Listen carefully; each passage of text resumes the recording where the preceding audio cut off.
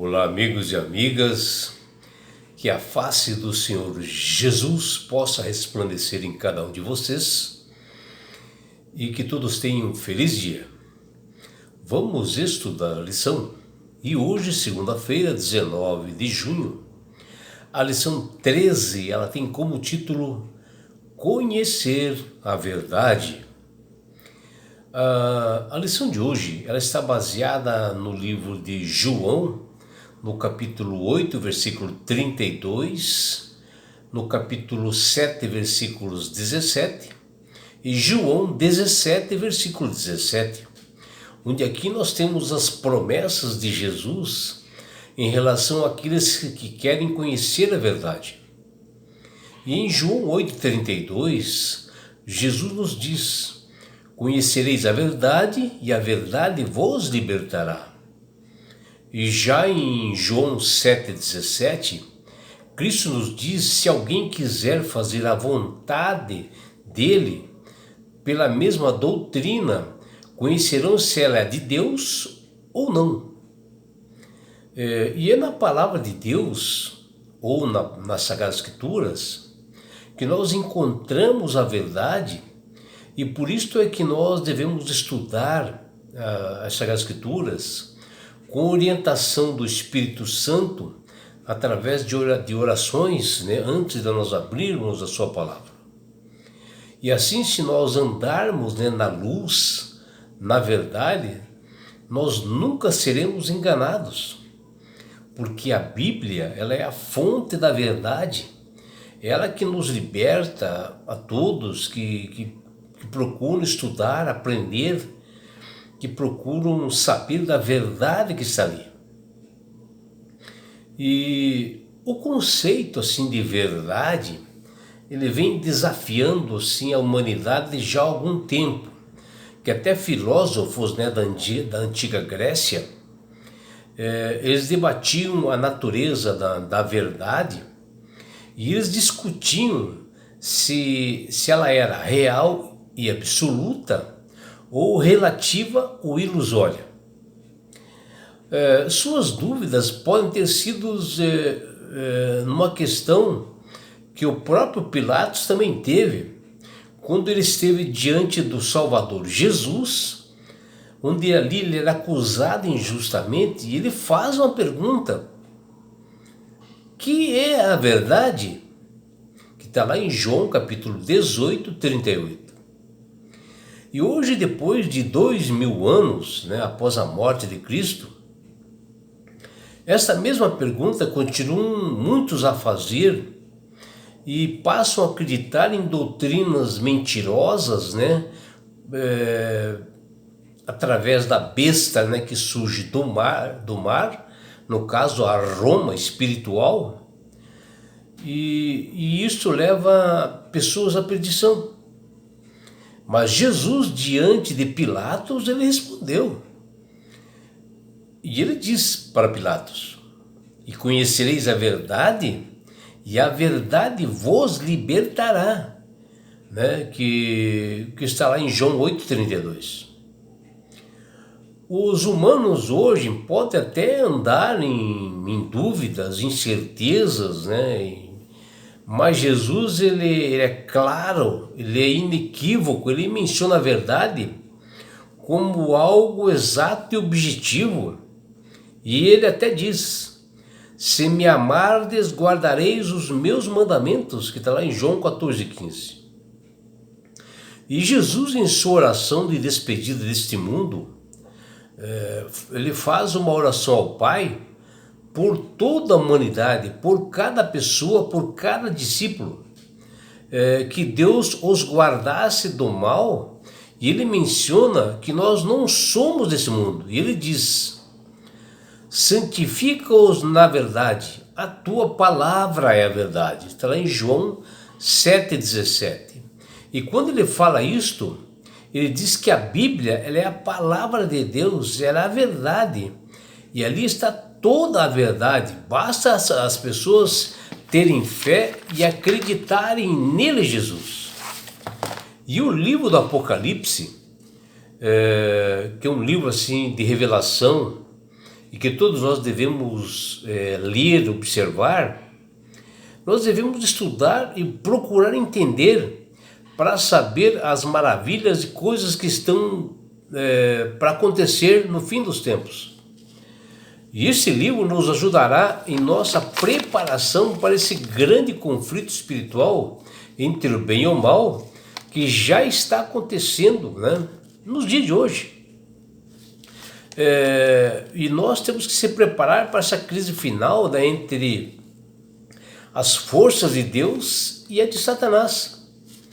E Deus está fazendo o seu último apelo para o seu povo, para fugir dos enganos e doutrinas mentirosas desta Babilônia espiritual que se encontra hoje, essa Roma religiosa, desse sistema unidos, né, entre duas bestas, né, que é a Roma religiosa e a América do Norte, que é o poder político, que quer levar a humanidade à perdição. Porém, a chave para nós não sermos enganados é o estudo diário das Sagradas Escrituras, a palavra da verdade que está ali, que Jesus fala de que nós devemos caminhar na luz, seguir seus ensinos bíblicos, obedecer aos seus estatutos e mandamentos na íntegra, né? E principalmente o quarto mandamento que nos levará à salvação. E por isso que no segundo anjo de Apocalipse nos chama com grande voz a aceitarmos a verdade que está clara na Bíblia, em vez de ouvir e aceitar a mentira desse poder religioso e político que está impondo no mundo de hoje com doutrinas enganosas e mentirosas. Por isso que o apóstolo Paulo, ele escreveu a Tito, ao outro discípulo Tito, né, uma epístola que diz: porquanto a graça de Deus se manifestou salvadora a todos os homens, educando-nos para que, renegadas a impiedade e as paixões mundanas, vivamos no presente século sensata, justa e piedosamente. Está lá em Tito, capítulo 2, versículos 11 e 12. Ou seja, o apóstolo Paulo, nessa sua epístola, na sua carta para Tito, ele está falando que a salvação está para todos. Basta nós nos educarmos através da palavra de Deus, a Bíblia, que é o manual da verdade, personificado através do Filho de Deus Jesus, e que somente através dele nós temos a salvação. Na pessoa de Cristo, que ele nos liberta de todas as mentiras, dos enganos, das tradições de homens pagãos, nos liberta desse vinho da Babilônia, que está embriagando muitas pessoas por aí, onde eles mostram heresias, né? E a própria Sagrada Escrituras mostra essa heresia de Babilônia. E assim nós necessitamos de nos aprofundarmos nos estudos das Sagradas Escrituras, que é a verdade deixada por Jesus desde Gênesis até Apocalipse. Em João 14,6, Jesus nos diz: eu sou o caminho, a verdade e a vida. Ninguém vem ao Pai senão por mim. E Jesus, ele é o único mediador entre Deus e os homens. E só há nele Cristo, e se revela na Bíblia como a salvação. Em Salmos 119, 86, nos diz: todos os seus mandamentos são verdade. Com mentiras me persegue, ajuda-me. Aqui o grande rei Davi, confirmando que os 10 mandamentos é a verdade, e até ele pede ajuda, porque ele estava sendo perseguido, né? Pedindo ajuda para o Senhor. E quando o Espírito Santo é revelado para mim, para você, temos uma verdade completa. Nós temos a santa lei de Deus, que é a verdade, principalmente o quarto mandamento.